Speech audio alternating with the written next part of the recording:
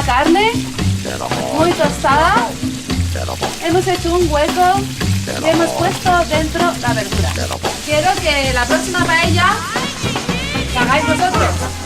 Voy a echar ya el tomate. Cualquier otra receta, si pensáis en otra receta, siempre es más problemático, hay más ingredientes, más pasos. Esto es muy fácil. La carne, la verdura y el tomate.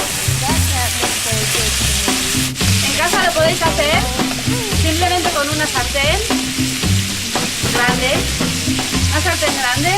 y ponéis la carne, podéis, si no cabe todo, ponéis primero la carne y quitáis la carne.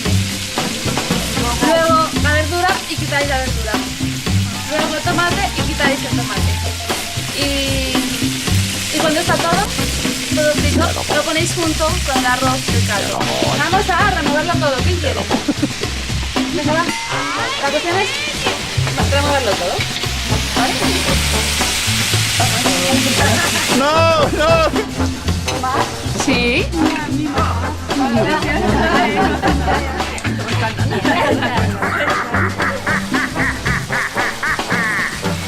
Sabemos que hay que poner el doble de agua que de arroz, ¿no? Yo sé que esto vale para 10 personas.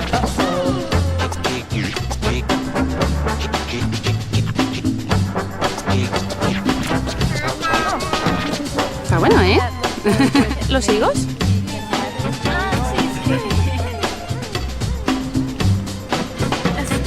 Fallen. Fallen. Una foto.